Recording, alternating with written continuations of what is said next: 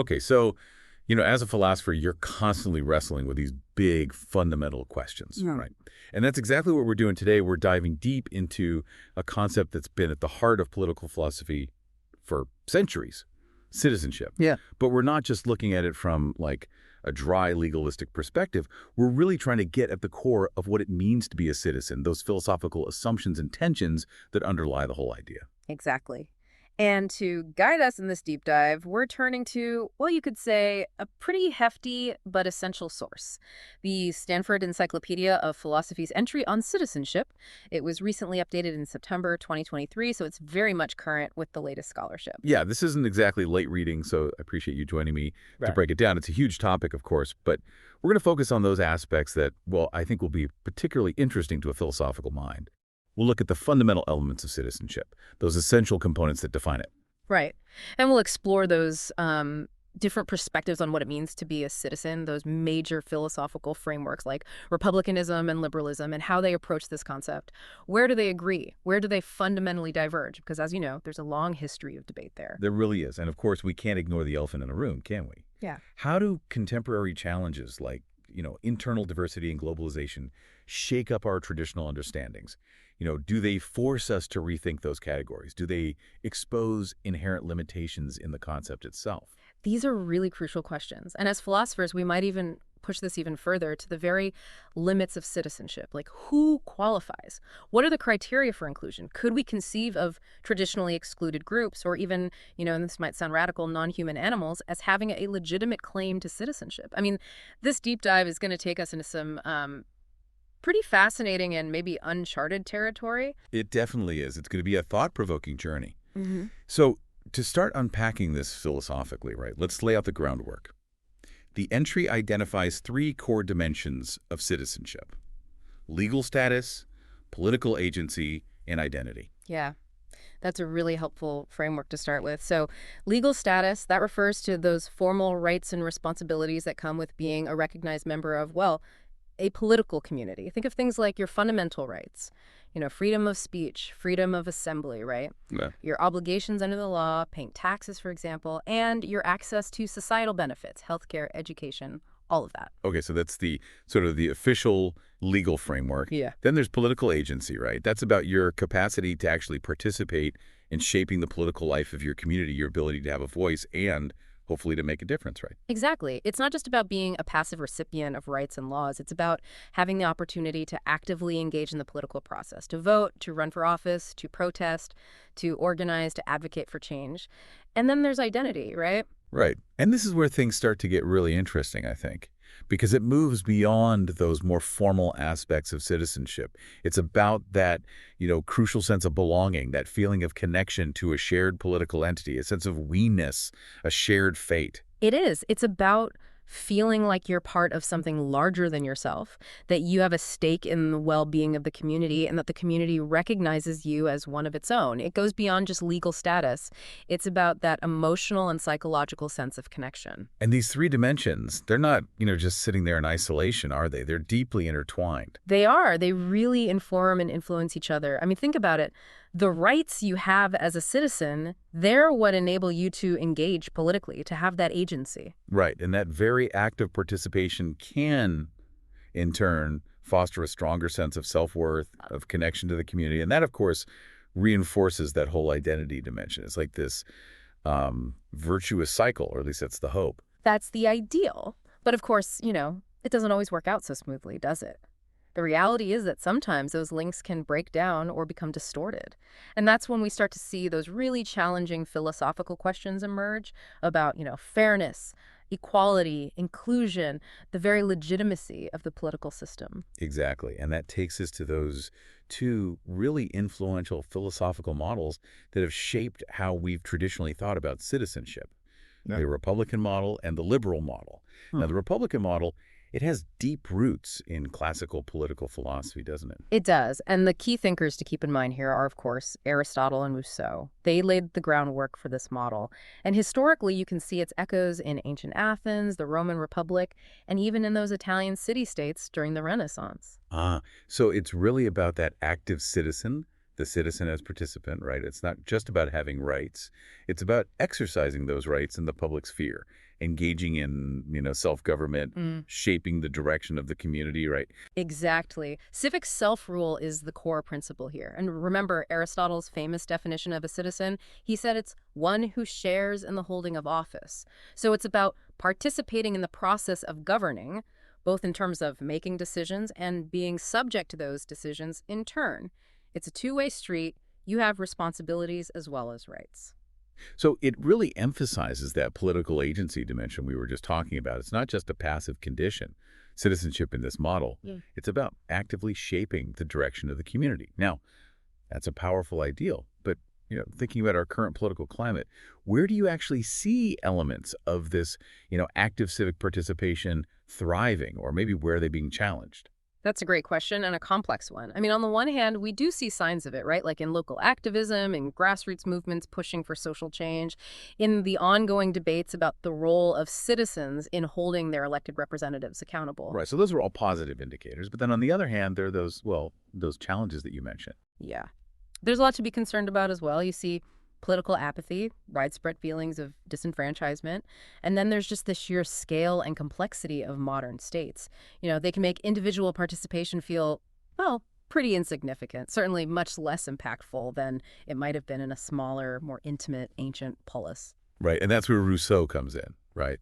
He builds on this classical idea of the citizen with his concept of the social contract, emphasizing that citizens achieve genuine freedom and legitimacy by, well, in a sense, collectively authoring the laws through this concept of the general will. So it's that shared act of deliberation, of decision-making, that really elevates citizens above mere subjects. Exactly. Engaging in public discourse, weighing different perspectives, contributing to the formation of that general will. That's what defines the citizen in this tradition. It's a very active and I'd say demanding conception of citizenship. It sets a high bar.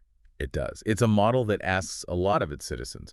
Now, let's contrast that with the, I guess you could say, more individualistic liberal model. It seems to have a different emphasis. It does in many ways. And its roots go back a long way as well. You can trace them to the Roman Empire.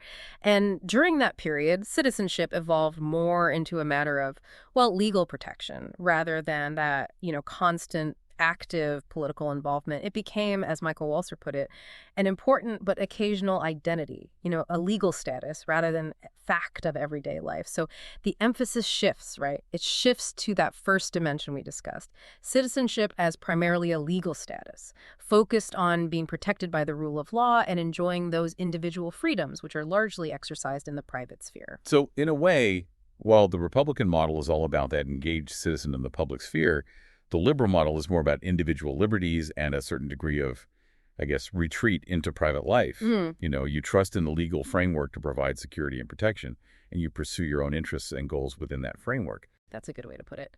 The liberal tradition, it definitely sees political liberty as essential, but mainly as a means to safeguard those individual freedoms from interference, whether it's from other individuals or from the state itself. Citizens in this model, they exercise their autonomy through private associations, businesses, clubs, religious institutions, through economic activities, and in their personal pursuits. Political participation is there, but it's not like the defining feature of their lives. Right. It's more like, you participate when you feel it directly affects you or your interests, but you're not necessarily expected to be constantly engaged in the public sphere. Exactly. And of course, this difference in emphasis, it leads to some pretty fundamental philosophical tensions, right? I mean, those who lean towards the Republican model, they might look at the liberal private citizen and see, well, passivity, maybe even apathy. Right. A lack of concern for the common good. Yeah. They might worry that a society composed solely of, individuals focused on their own private interests, it risks neglecting the public sphere and becoming vulnerable to corruption or, just a gradual erosion of those shared values that hold a society together. Exactly. They might argue that you need a certain level of active citizenship to keep the system healthy, to prevent it from becoming captured by special interests or, just becoming stagnant and unresponsive to the needs of the people. But then the Republicans themselves, they face their own set of criticisms, don't they? Oh, they certainly do. And a really key one, going back to Benjamin Constant, is this, is that ideal of, constant civic engagement. is it even practically achievable in a large, complex, modern state? We're not in those small Greek city-states anymore. Right. I mean, can we really expect citizens to have that kind of direct, meaningful impact on political decisions when you're dealing with, millions of people, complex bureaucratic structures, globalized economies? It's a valid question. And Constant, he was also worried about something else, something I think really important. He was concerned that trying to impose that, pure Republican ideal onto a modern society, it could actually backfire and lead to, well, some pretty undesirable outcomes, even authoritarianism. Right, because that intense, unified civic life that might have characterized, a smaller, more homogeneous ancient city-state, it's just not realistic in today's world. People have such a multitude of, interests and identities that extend far beyond their formal citizenship, and those differences are valuable. They enrich society. They do, and trying to force everyone into a single mold of, the ideal citizen, it can lead to the suppression of those differences, and, well, that can be really dangerous. So it seems like both models, while valuable in their own right, face significant challenges when we try to apply them to the complexities of the modern world. Right. But that doesn't mean they're irrelevant. I think they can still offer really useful insights, even if we need to, you know, adapt them, reinterpret them in light of those contemporary challenges. The Republican model, for example, it can serve as a normative ideal, a benchmark against which we can evaluate the health and vibrancy of our democratic institutions and the level of civic engagement in society. It's something to strive for, even if it's not fully attainable. Right. So it's not about, trying to recreate those ancient Athenian assemblies in the modern world. It's about asking ourselves, how can we encourage active and responsible citizenship to ways that are appropriate for our current circumstances? Exactly. How can we create spaces for meaningful participation, even in these large, complex societies? How can we foster a sense of civic responsibility and a commitment to the common good, even when individual interests are so diverse? And the entry makes a really interesting point, which is that these two models, Republican and liberal, they're not necessarily mutually exclusive. Right. I mean, on the surface, they seem to be kind of opposed, right? But there's a really compelling argument to be made that they can actually complement each other. So it's not an either situation. No, not at all. I mean, think about it. Constant himself, one of the main critics of the pure Republican model, he actually recognized that political liberty, their ability to participate in the public sphere, it's often the necessary guarantor of individual liberty in the private sphere. You need a functioning political system to protect those individual rights. So it's like you can't have one without the other. You need a healthy public sphere to protect the private sphere. Exactly. And Walser, he echoes this idea, right? He points out that the security and stability provided by political authorities, they're not just passively received. Citizens often need to actively secure and maintain them, sometimes even in opposition to those authorities. So there are times when, focusing on your own private life is perfectly legitimate, but there are also those crucial moments when you need to step up and get involved in the political realm to protect your freedoms and the well-being of the community. Right. So it's like you can't just assume that those rights and freedoms are going to take care of themselves. You need to be vigilant. You need to be willing to engage when it matters. Yeah. It's interesting because it makes you wonder, can we really expect people to effectively switch into that active citizen mode when it's needed if they're constantly in that more passive, spectator mode? That's a really good point. And Constant himself, he actually concluded his famous essay by stressing that the regular exercise of political liberty, it's vital for the moral development of citizens. It helps them broaden their perspectives beyond just their own narrow self-interest. It fosters that commitment to the public good and the defense of those fundamental rights. So it's not just about, protecting those rights in the moment. It's about cultivating the capacity and the willingness to act as a responsible citizen over the long term. I see. So, those habits of active citizenship, they need to be nurtured, they need to be practiced. Otherwise, we risk becoming, well, too comfortable, too complacent, and then maybe not ready to step up when it really counts. Exactly. And this leads us to another really important critique of both of these models, one that has had a profound impact on how we think about citizenship: the feminist critique. Right. The feminist critique, which emerged really powerfully, starting in the 1970s and continuing to this day. And it challenged those seemingly rigid boundaries between the private and public spheres that both the Republican and the liberal models often take for granted. Absolutely. And it really exposed the ways in which those traditional conceptions of citizenship have often excluded or marginalized women. The classical Republican view, in its original formulation, it envisioned the public sphere, the realm of politics, as this space of, liberty and equality. But it was largely conceived as being for, well, free male citizens. Right. Women were often, associated with the natural world of reproduction Hmm.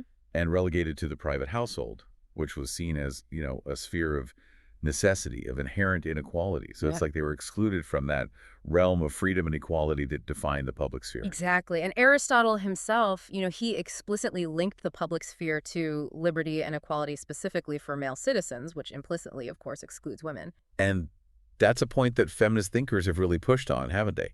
Is this division really natural or preordained, or is it itself a product of those political decisions made within that very public sphere that women have been largely excluded from? Precisely. Feminist scholars like Susan Ocken have really powerfully questioned whether that deeply entrenched division, public versus private, ever truly fostered equality within society as a whole. She challenged that notion that, treating a significant portion of the population, in this case women, as primarily belonging to a private sphere, often with limited autonomy, that could ever produce genuinely equal citizens in the public sphere. It makes sense. It's like, if half the population is systematically disadvantaged in one sphere, how can they possibly participate fully and equally in the other? Exactly. And Oken argued that the family itself, the supposedly private sphere, that it actually needs to be structured in a more egalitarian way, where those principles of equality and mutual respect are practiced and embodied. And that, she argues, would create a much more fertile ground for developing citizens who are then capable of participating equally in public life. It's like, the private is political, right? Yeah. It's not this separate realm that's somehow immune from those power dynamics and inequalities that exist in the broader society. Exactly. And the feminist critique, it's not just about, pointing fingers at those classical models. It's about offering a more nuanced and inclusive understanding of how citizenship actually functions in the real world. Right. And it's not just about women either, is it? It's about all those groups who have been historically marginalized or excluded from full citizenship. Absolutely. And the liberal model, with its emphasis on individual freedoms, it might seem, on the surface to be more inclusive, but the feminist critique revealed some pretty crucial ways in which it could also contribute to the continued subjection of women. In what ways? Well, while it employed this seemingly neutral language of Lockean individualism, the liberal model often implicitly defined that private sphere as, well, male-dominated, with wives frequently seen as sort of naturally subordinate to their husbands within that domestic realm. So it's like, even though it's talking about individual rights, it's still operating within this patriarchal framework Mm. that doesn't actually grant women full equality. Right. And this division, it's not just theoretical, it has real-world consequences. It can effectively prevent women from fully accessing and participating in the public sphere on equal footing with men. And Carol Pateman, in her really influential work, she argued that this very public-private dichotomy was a fundamental mechanism in the ongoing subordination of women. She really brought that point home. She did. And I think the really crucial insight here is that the public and private, they're not these neatly separated independent realms, are they? I mean, they're deeply interconnected. Laws and policies that are formulated and enacted in the public sphere, they have a profound and often differential impact on people's personal lives within that, so-called private sphere. Exactly. And that's a point that has really resonated, not just in feminist theory, but in political thought more broadly. The enduring legacy of this critique isn't just about, including women. It's about fundamentally reshaping how we understand those power dynamics within that seemingly private sphere and how they impact public life for all marginalized groups. Exactly. It's about recognizing that the personal is political and that those seemingly private issues, they can become matters of public concern and political action. Right. And the entry gives some really concrete examples, doesn't it? It does. Think about laws concerning issues like domestic violence and reproductive rights, or even seemingly private matters like childcare policies and the provision of welfare benefits.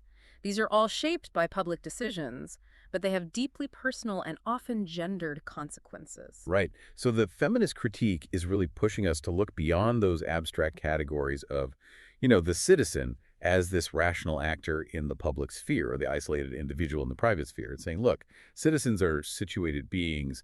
Their lives are shaped by a multitude of, intersecting differences, Mm. gender, class, race, culture, ability, and all of these differences matter. They do. And acknowledging that the realm of politics, it can't be neatly insulated from those private or social or economic dimensions of life, that actually doesn't diminish the importance of the political right. It can actually revitalize it. It means that virtually any issue can become a matter of political concern and action if citizens choose to make it so. Right. So it's about expanding our understanding of what the political encompasses. And this leads us to another really important shift in thinking about citizenship. The move towards recognizing internal diversity within liberal democracies. It seems like, the late 1980s, early 1990s, that's when we really see this kind of philosophical and political thinking gaining momentum.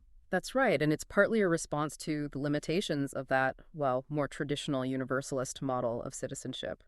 For a while, especially after World War II, the dominant model, at least in theory, was that everyone should have the same rights, regardless of their background or group affiliation. Right. The idea being that, if you create formal legal equality, social cohesion and substantive equality will naturally follow. Mhm. And to some extent, it worked, particularly with the growth of the welfare state in many Western democracies. But then it started to run into some problems, didn't it? It did. And the problems were both philosophical and practical. I mean, people started to question whether simply extending the same set of rights to everyone was actually leading to genuine equality and full integration for all segments of the population. Because on the surface, it seems fair, right? Hmm. Treat everyone the same, everyone gets the same rights, problem solved. But then, you start to look at the lived experiences of people and you realize that it's not so simple. Right. It turned out that those formal legal rights, they didn't always translate into substantive equality or full inclusion. And this was particularly true for, groups who had been historically marginalized, like women and racial minorities. Right, so the critique of this universalist approach had kind of two main strands. The first being that it could be inadvertently exclusionary, right? It could create this expectation that everyone should transcend their specific perspectives and adopt a supposedly neutral or common viewpoint. And that, of course, could be seen as a form of assimilation. Exactly. And the problem with that, of course, is that there is no truly neutral or universal standpoint, is there? It often just masks the norms and values of the dominant culture. Right, and asking minority groups to kind of set aside their particular experiences and perspectives, it can be seen as a form of, well, erasure, even oppression. It's like saying your differences don't matter, just conform to the way we do things. And that's not really equality, is it? It's not. And the second strand of that critique is that this emphasis on, difference-blind policies, while seemingly fair in principle, Yeah. it could actually end up disadvantaging minority groups. Because you're treating everyone the same, even though they're not starting from the same place.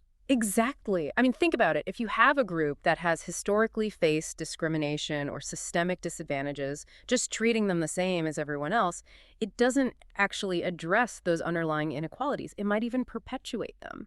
It's like that saying, equality of opportunity is not the same as equality of outcome. Exactly. And that's where this idea of differentiated citizenship comes in.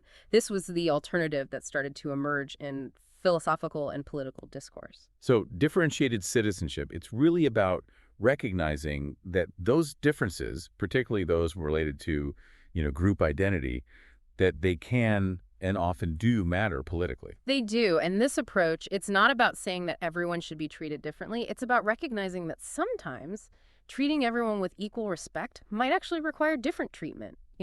It might require acknowledging those specific needs and challenges faced by particular groups. So it's about kind of tailoring policies and rights to those specific contexts. In a way, yes. But of course, that immediately raises a whole host of, well, complicated questions, doesn't it? I mean, under what conditions is it justified to grant particular rights to certain groups? And when might that differential treatment become problematic, maybe even counterproductive? Right, because you don't want to end up creating new forms of inequality or undermining that sense of shared citizenship that is so important. It sounds like this is a, highly context-dependent and constantly evolving discussion. It is. It's a really tricky balancing act. And there have been extensive debates around, all sorts of issues related to differentiated citizenship. The rights of, say, minorities within minorities, the extent to which liberal societies should accommodate groups with potentially illiberal views, the very nature and scope of minority rights. And the model of differentiated citizenship itself, it's not like it's been universally embraced, has it? I mean, it's faced its own set of criticisms, particularly concerning its potential impact on, that overall social cohesion, the possibility of a genuinely shared and robust political life. It has. And one of the main concerns is, if you emphasize those differences too much, if you create separate spheres for different groups with different rights and different expectations, does that make it harder to cultivate that sense of common purpose, that sense of shared fate that is so essential for a functioning democracy? Right, because you don't want to end up with a fragmented society Yeah. where people are primarily identifying with their particular group and seeing others as, fundamentally different, or maybe even as competitors. Exactly. And that takes us to the work of Iris Marion Young, a really influential political theorist. She envisioned this heterogeneous public sphere where individuals engage in dialogue and deliberation from their own, distinct situated perspectives. But critics have worried that this model, it can make it more difficult to have that kind of, public spirited dialogue across those different group identities. Because if people are primarily focused on their own particular interests or the interests of their group, are they really going to be willing to listen to and engage with those who see things differently? And if not, how do you reach those, mutually acceptable solutions that are so essential for a democracy to function? It's a big challenge. And this really highlights the importance of cultivating those civic virtues that are necessary for a diverse society to thrive. Things like, what's been called public reasonableness, which is that capacity to really listen to others, to understand their perspectives, even when they differ from your own, to articulate your own views in a way that is respectful of those differences and aims for, those mutually acceptable solutions. Right. So it's about developing that capacity for empathy, for dialogue, for compromise. And that raises all sorts of interesting questions about the role of, education and other institutions in fostering those crucial civic virtues. It does. I mean, should we be striving for a, common unifying educational curriculum? Or should we be accommodating demands for, separate schooling or special provisions for minority groups to preserve their distinct cultural identities? It's a really difficult balancing act. It is. And there's always that worry, isn't there, that emphasizing those differences too much, it might weaken that overarching sense of, collective belonging, of shared fate that citizenship is traditionally meant to foster. Right, because if individuals are primarily identifying with their particular cultural, ethnic, or religious group, and they perceive others as fundamentally different, maybe even in competition with them, it could erode that willingness to, compromise, to make sacrifices for the common good, to feel a sense of solidarity with the broader political community. And that's a real concern. So how do we navigate this? I mean, it seems like, just reaffirming that ideal of a common, undifferentiated citizenship. It's not always an effective response to these really complex demands for recognition and accommodation. And in some cases, it might even be counterproductive, right? It can be, and that's where I think, the work of Will Kymlicka and Wayne Norman is really helpful. They offer a useful framework for thinking about these different types of demands for minority rights. They do. And they distinguish between, three main categories: special representation rights, multicultural rights, and self-government rights. And they make the point that not all of these pose the same level of challenge to that traditional idea of civic integration. Right. So special representation, those are measures designed to help historically disadvantaged groups, have their voices heard more effectively in the political process. Things like, reserved seats in parliament or special provisions for voting. Mm. And multicultural rights. Those are aimed at accommodating those distinct cultural and religious practices of immigrant and minority groups. Things like, exemptions from certain laws or funding for cultural institutions. And these first two categories are generally intended to, promote inclusion within the existing mainstream society. It's not about separation or creating, parallel societies. Exactly. They're about making the existing society more inclusive and responsive to the needs of its diverse members. But then you have self-government rights, which are claimed by, distinct national minorities within a larger state. And those are the ones that tend to raise more concerns about, potential fragmentation or undermining national unity. Right. Because their goal is often to achieve greater political autonomy, maybe even legislative power for their own distinct institutions and territories. And that can be a lot more challenging to reconcile with that traditional idea of, a single unified citizenry. Especially if that national minority feels like their identity and their interests are not being adequately recognized or respected within the existing political structure. Exactly. And that's where those really difficult questions arise about, how much autonomy is appropriate? How do you balance those competing claims of unity and diversity? And how do you prevent those tensions from escalating into, a more serious conflict or even violence? Right. So it's a really delicate balancing act. And it's important to remember that these debates, they're not just happening in the abstract, you know? They're playing out in the real world with real consequences for people's lives. They are, and we've seen that really clearly in recent years, haven't we? I mean, there's been a notable pushback against multicultural policies in various countries, often driven by those concerns about, social cohesion or national security or a perceived threat to traditional values. Right. And some of those concerns are legitimate. I mean, you can't just ignore the fact that some people feel like, their way of life is being threatened or that they're losing their sense of belonging in their own country. Absolutely. And those feelings need to be taken seriously and addressed in a way that doesn't demonize or marginalize those who hold them. But at the same time, you also have to be careful not to, overreact and swing too far in the other direction. Right, because then you risk, you know, suppressing legitimate forms of diversity and creating a more homogenous society that's actually less tolerant and less democratic. Yeah. And we've seen this, in the rise of what's been called muscular liberalism. Right. And that refers to those policies that emphasize stricter cultural assimilation as a prerequisite for, full citizenship and social integration. So things like, mandatory language proficiency tests for citizenship applicants or bans on the wearing of certain religious symbols in public schools. It's all about, promoting a specific vision of national identity and shared values, often framed as being essential for a cohesive society. Exactly. And those policies, they've been incredibly controversial, both in terms of their, actual effectiveness in promoting integration and in terms of their underlying philosophical principles. I mean, do they really respect individual liberties? And what is the role of the state in, shaping cultural identity? These are really fundamental questions. They are. And those citizenship tests, for example, they've become a real flashpoint. They have. And some people argue that they're inherently unjust, especially when you apply them to long-term residents who are already deeply integrated into society in, every way except formal citizenship status. It seems unfair to kind of hold them to this, abstract standard of knowledge when they're already living and working and contributing to society. Right. But then others, they see those tests as a legitimate way to encourage a basic understanding of, democratic principles, the host country's history, its core institutions. They say, look, if you're going to be a citizen, you should at least have a basic grasp of how the system works. And I can see both sides of that argument. I think the real issue is, what's the intent of those tests? Are they genuinely aimed at assessing civic literacy?